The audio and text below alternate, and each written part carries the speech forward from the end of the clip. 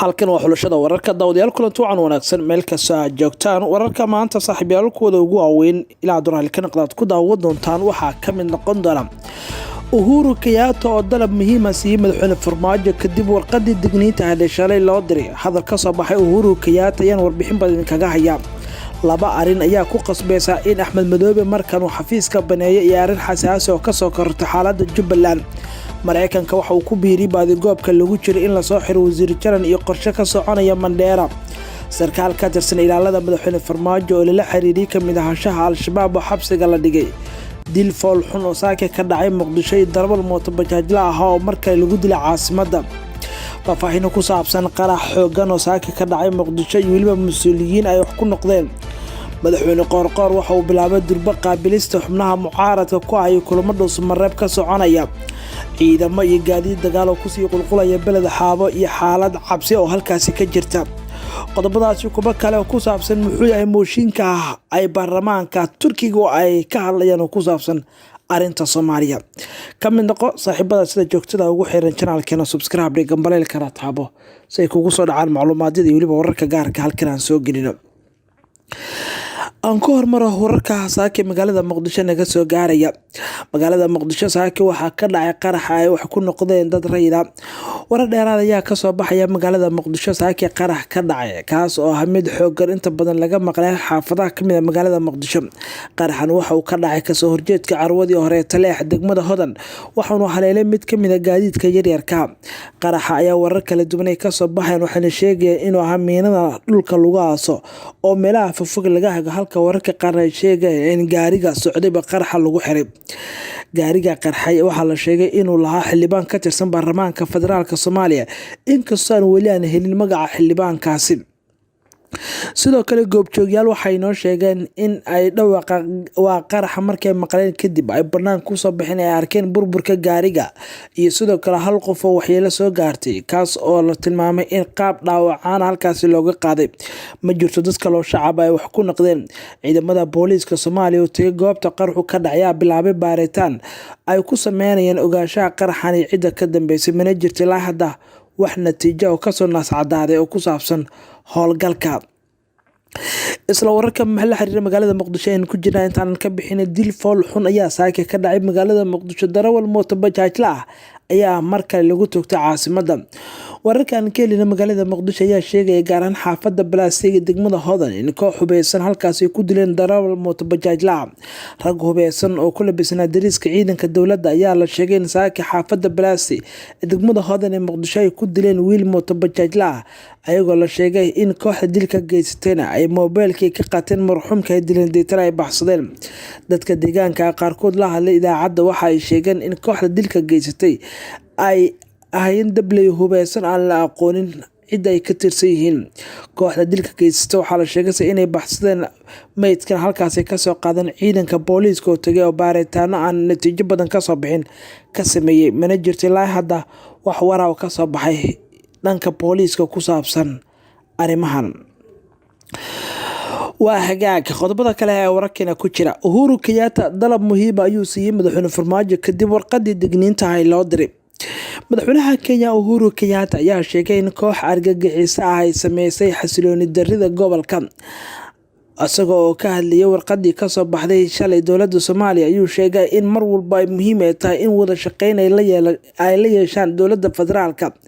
waxa uu sheegay wada shaqeyntooda inay tahay sida ay la dagaalami lahaayeen kooxaha xag jirka ee labada dhinac qatarta ku ah xag jirka iyo maleeshiyaadka dambiyada gala waxa ay saameyn ku yeelan karaan xasiloonida gobolka ama geeska Afrika iyo guud ahaanba caalamka ayuu yiri Uhuru Kenyatta waana waajib inaan ka wada shaqeyno dal walba oo geeska Afrika ku yaalo wada shaqeynta la xiriirta dhanka amniga iyo ka hortagga kooxaha xag jirka la dagaalanka musuqmaasuqa ayuu ku safeeyay xalka kaliya ee kooxaha argagixisada looga hortagi karo maadaama Kenya ay tahay wadamada uu la dagay musuqa dawladda Soomaaliya beesha caalamka ayuu kula taliyay in ay diiradda saaraan sidii ay hal meel lagu soo wada jeesan lahaa qorshaha la xiriira musuqmaasuqa iyo sidoo kale in lala dagaalamo kooxaha argagixisada si gaar ah wuxuu farta ugu fiiqay ganacsiga sharci darrada ee waxyaabaha maanka dooriya iyo sidoo kale dadka ay u arkaan cadowga. Uhuru Kenyatta ayaan si maldahan ugu jawaabay warqadii kasoo baxday dowladda ee ku saabsan faragelinta. Waxa uu sheegay inaysan jirin wax faragelin oo toos ah dowladiisu ku sameynayso siyaasadda arrimaha gudaha ee Soomaaliya. Inkastoo Uhuru Kenyatta uusan si dhab ah kaga jawaabin warqadda, laakiin waxa uu sheegay in mar walba ay muhiim tahay in Soomaaliya iyo Kenya ay ka wada shaqeeyaan qorshaha xasiloonida gobolka iyo la dagaalanka Al-Shabaab iyo musuqa. Axmed Madoobe madaxweynaha Jubbaland dhowr arrin ayaa markana la helay oo ku qasbaysa in xafiiska uu baneeyo ama iskaga tago shaqada kadib cadaadis dhinacyo badan oo Axmed Madoobe uu wajahayo. Madaxweynaha Jubbaland Axmed Maxamed Islaam Axmed Madoobe ayaa ku dhawaaqay in xafiiska uu ka tagi karo haddii aan wax laga bedelin xaaladaha karaasiska ee kala kulmaya dowladda federaalka. Madaxtooyada Soomaaliya ayaa maamulka Jubbaland cadaadis xoogan ku saaraysa oo ku saabsan mid dhaqaale, amni iyo dhan siyaasadeed intaba, taas oo go'doomin xoogan uu galayo maamulka uu hogaamiye Axmed Madoobe ee Jubbaland. Ila ku dhow madaxtooyada Soomaaliya ayaa waxay noo sheegeen in tiro dhowr jeer oo hore madaxweyne Farmaajo isku dayay in uu xiriir toos ah la sameeyo Axmed Madoobe oo kala hadla arrintan si uu iskaga tago halkaasi dadka uusan u ciqaabin. Laakiin waxaa la sheegay in Axmed Madoobe marna uu ka biyo diiday la hadalka Farmaajo.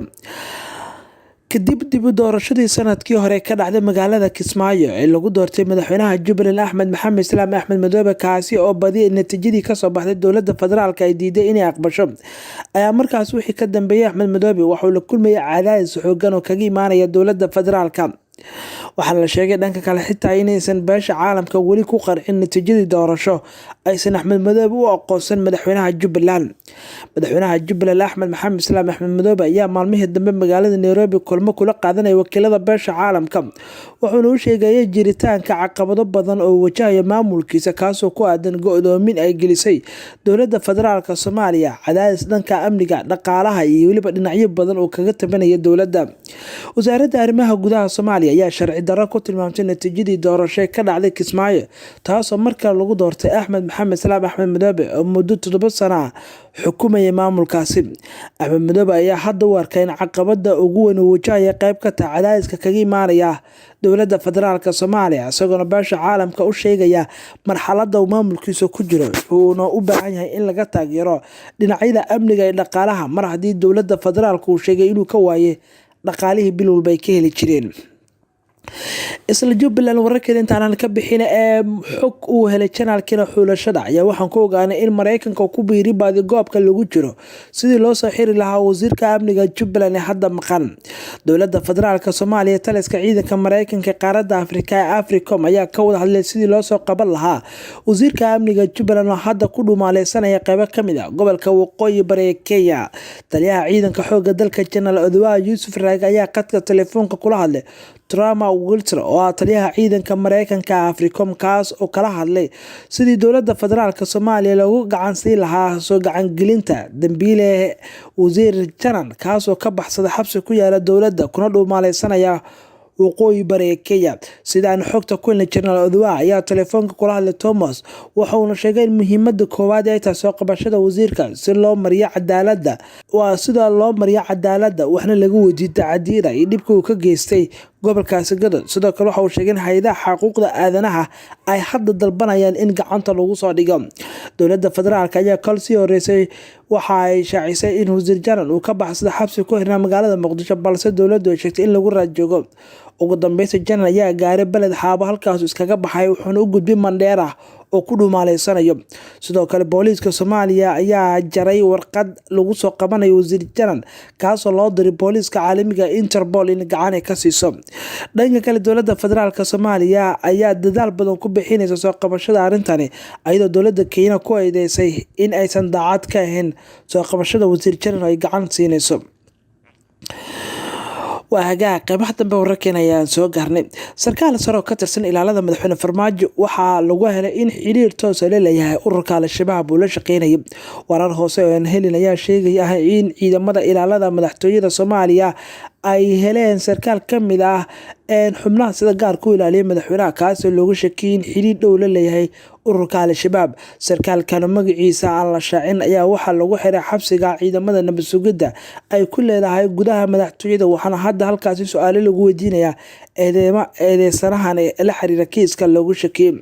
Waxa uu shaki ku jiraa inay jiraan rag badan oo ilaalada madaxweynaha ka mid ah oo xiriir wada shaqeyneed kala dhexeeya Al-Shabaab, taasoo hadda laga cabsi qabo in madaxtooyada ay weerar ay ka fuliyaan Al-Shabaab. Laamaha amniga ayaa inta badan baaris ku wada shaqaalaha dowladda iyo weliba shakhsiyaadka kale dhanka ammaanka qaabilsan. Madaxtooyada Soomaaliya ayaa waxaa degan madaxda ugu sareysa dalka sida madaxweynaha, ra'iisul wasaaraha, labada gudoomiye ee aqalka sare iyo golaha shacabka iyo wasiirro ka tirsan xukuumadda. Waana meel amnigeedu si weyn loo adkeeyay marka loo eego mas'uuliyiinta qaranka oo badi halkaasi degan. Waa hagaaga qorqor madaxweynaha cusub ee Galmudug waxa uu Dhuusamareeb ka bilaabay inuu qaabilo xubnaha mucaaradka iyo sidoo kale siyaasiyiinta kala soo kala hadlay qorshaha maamulkiisa. Madaxweynaha Galmudug Axmed Cabdi Kaariye Qorqor ayaa kulamo magaalada Dhuusamareeb caasimadda Galmudug kula qaadanaya dhalinyarada deegaanka Galmudug. Madaxweynaha ayaa dhalinyarada kala hadlaya sidii uga qayb qaadan lahaayeen horumarka iyo weliba deegaanada ka jira Galmudug. Waxaana madaxweynaha dhalinyaradu kala hadlaya qorshayaal badan oo ku saabsan sidii maamulkiisa kaga taageeri lahaayeen dhinacyada amniga, dhaqaalaha iyo wada shaqeyn buuxda. Qorqor ayaana bilaabay qancinta xubnaha mucaaradka ee kasoo horjeeda maamulkiisa. Axmed Cabdi Kaariye Qorqor ayaa lagu doortay magaalada Dhuusamareeb 2 bishan, inkastoo doorashadiisa ay kasoo horjeesteen badi xubnaha mucaaradka oo ay dhaliileen. Gudahaan wararkii aad ka daawaneyseen janaalkiina xulashada wararkana maanta saaxiibayaal waa nageynta warka kan xiga intaan ku kulmi doono. nabadgelyo.